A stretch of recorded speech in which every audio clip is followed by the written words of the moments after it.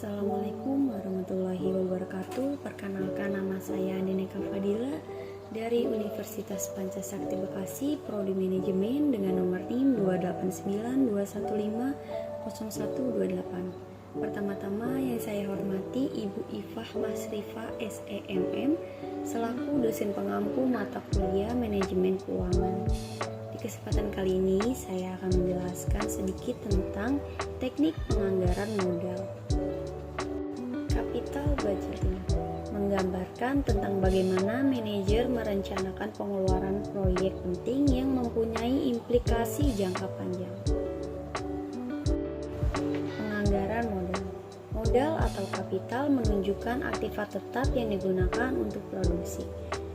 Yang kedua ada anggaran atau budget, adalah sebuah rencana rinci yang memproyeksi aliran kas masuk dan aliran kas keluar selama beberapa periode pada saat yang akan datang.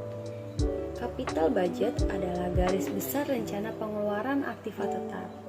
Penganggaran modal atau capital budgeting adalah proses menyeluruh menganalisa proyek-proyek dan menentukan mana saja yang dimasukkan ke dalam anggaran modal.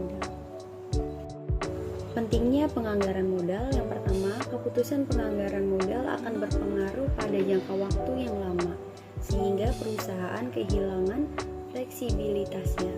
Yang kedua, penganggaran modal yang efektif akan menaikkan ketepatan waktu dan kualitas dari penambah aktiva. Dan yang ketiga, pengeluaran modal sangatlah penting. Aspek penting dalam penganggaran modal. Yang pertama, gunakan selalu cash flow.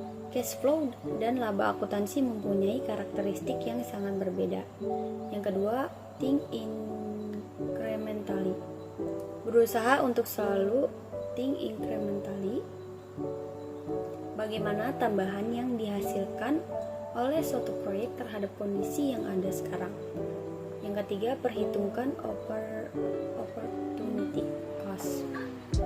Adalah nilai ekonomis yang hilang ketika seseorang memilih suatu alternatif dibandingkan alternatif lainnya. Yang keempat, sunk cost. Tidak masuk perhitungan sunk cost adalah biaya yang sudah terjadi di masa lalu dan tidak akan muncul lagi dari suatu proyek atau investasi baru. Oleh karena itu, menjadi tidak relevan untuk diperhitungkan.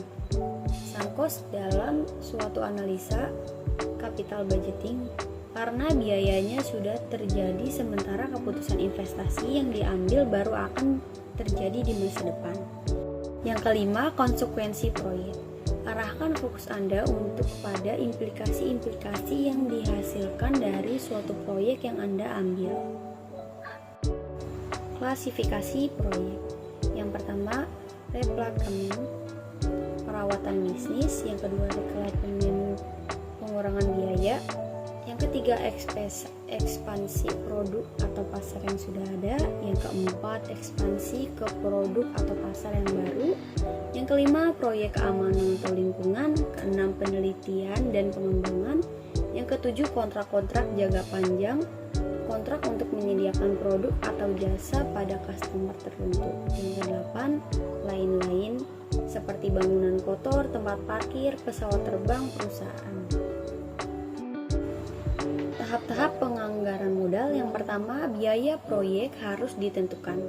Yang kedua, manajemen harus memperkirakan aliran kas yang diharapkan dari proyek, termasuk nilai akhir aktiva. Yang ketiga, resiko dari aliran kas proyek harus diestimasi atau memakai distribusi probabilitas aliran kas.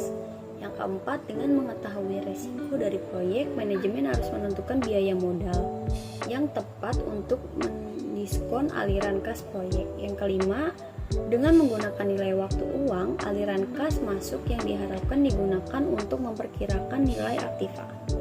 Dan yang terakhir, nilai sekarang dari aliran kas yang diharapkan dibandingkan dengan biayanya.